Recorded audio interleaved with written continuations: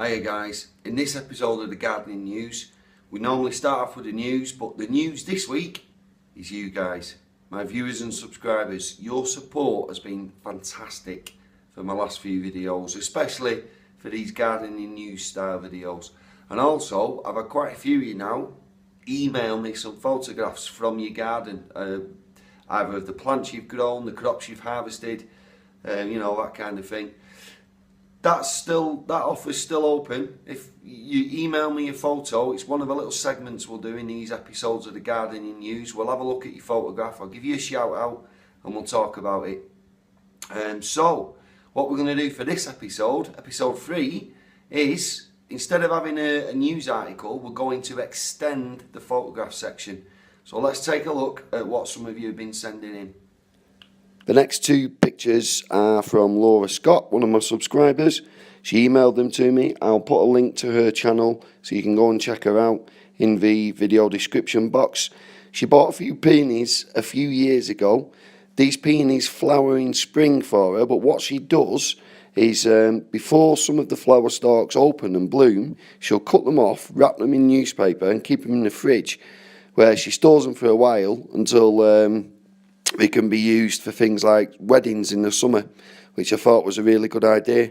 She also likes the way the foliage stays a brilliant green after the flowers have gone, and that colour stays that way on the leaves right up until the first frost. Nice plant, what a gorgeous colour. These photos of Jerusalem artichokes are from Babette Cross. Thank you very much, Babette. Check out the link to her channel in the video description. Right, she grew these in a Southern Californian garden, which is in Zone 10B, climate-wise. She had them for several years until they eventually died out, but the problem is now she can't find any more so that she can grow them again. So, Babette doesn't know I'm asking this. If any of you live in that part of the world and you've got some you could share with her, send her a message on YouTube, see what happens, see what she says. I tried growing some of these myself last year in really large pots, but they didn't work. I don't think I planted them at the right time of year. I think you're supposed to plant them late autumn, early winter, and leave them in the ground until they'll start growing in spring, but I planted them in summer. What a lot of people use these for, not only is it the crop that keeps on giving for you to eat, they'll grow them as a windbreak because they grow really, really tall, big flower spikes with like a tiny little sunflower looking flower on the very top of them.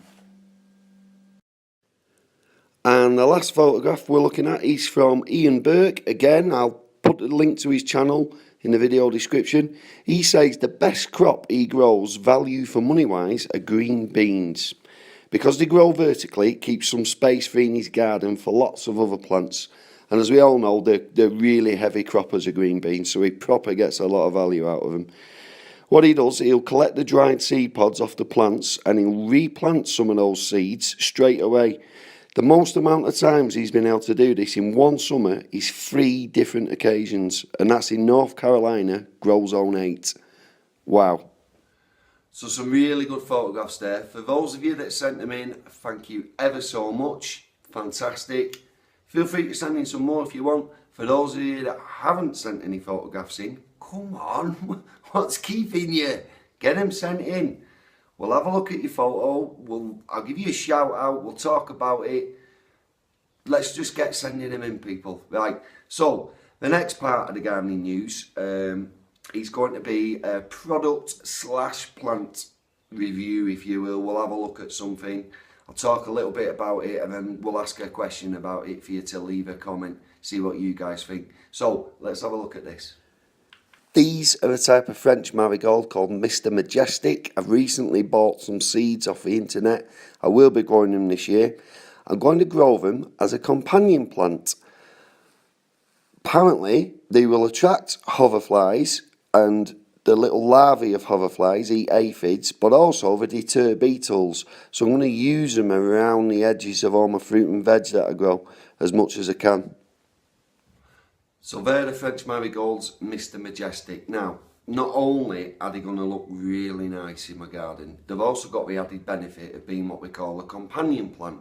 They will do other things to help other plants out, either by deterring certain pests or attracting other kinds of insects which will then prey on those pests that we don't want, that sort of thing. So my question to you guys is, leave a comment underneath, let me know. What I want to know is, what do you use as a companion plant in your garden? So what plant do you use as the companion plant, and what do you put it near? Which plants benefit from that companion plant? Let me know, guys. Right, as ever, thank you so much for watching, for leaving comments, for subscribing, and just generally being nice people. Nice one. See you later, guys. Please subscribe for more free gardening related videos.